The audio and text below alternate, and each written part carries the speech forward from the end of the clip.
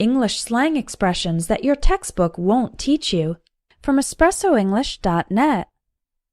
These 10 slang words are common in spoken American English, but you probably won't find them in English textbooks. Why not? Well, some of them are slightly offensive, and others are just extremely informal. But they are part of the English language, so here are examples and definitions to help you understand.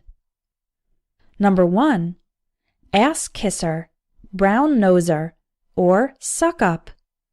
These words describe a person who tries very hard to please another person, especially a boss or someone in a position of authority, in order to get a personal advantage. For example, let's say you have a coworker named Brad, and the department director's name is Caleb. Brad always does nice things for Caleb, says that Caleb's ideas are brilliant, gives gifts to Caleb, and does extra favors for him, only because Brad is hoping to get a promotion. You might say, Brad is such a suck-up. All he does is kiss Caleb's ass. Now, be careful. These terms, especially ass kisser, are offensive. It's not a good idea to use them at work. Number 2. Hit below the belt. A comment or action that is especially cruel or unfair can be said to hit below the belt. This slang expression comes from the fact that if you hit a man below his belt, in his genital area, it will really hurt, and such an attack is considered unfair in most martial arts and other fighting sports. For example, let's say you're talking about a debate between two politicians in which one said some things that were especially mean.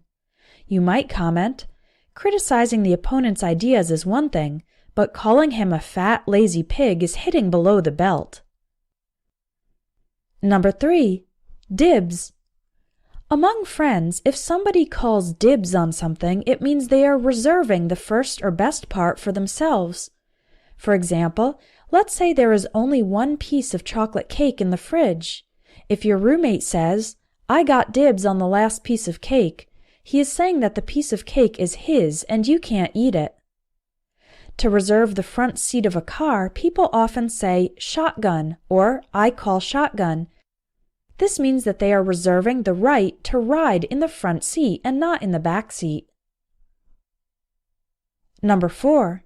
Freeload or mooch.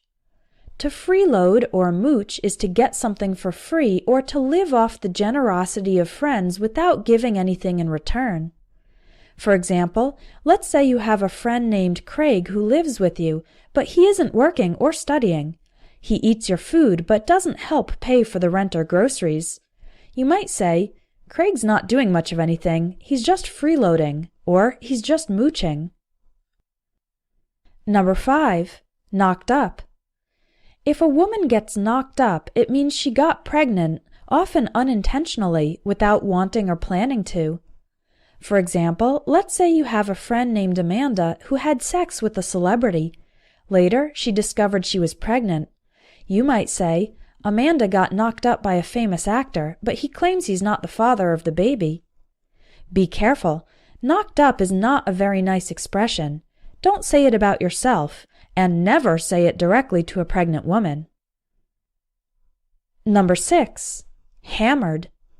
Hammered is one of many ways to say very drunk with alcohol. For example, if you're at a party and one of your friends has drunk 20 beers, you might say, he's completely hammered, he can't even stand up. A few other ways to say very drunk include wasted, juiced, sauced, sloshed, plastered, trashed, and shit-faced. We've got a lot of words for describing when someone overindulges in alcohol. With all of these words, you can use completely or totally, but not very. So you can say, he's totally wasted, but not he's very wasted. You can say, she's completely hammered, but not she's very hammered. Number 7. Hit the spot. If something hit the spot, it means it was exactly what you wanted or needed. This is most commonly used with food and drink. For example, let's say you just finished running 5 miles and you feel hot and thirsty. You buy an ice-cold soda and drink it. It is delicious and very cold. You might say, "Ah, that really hits the spot."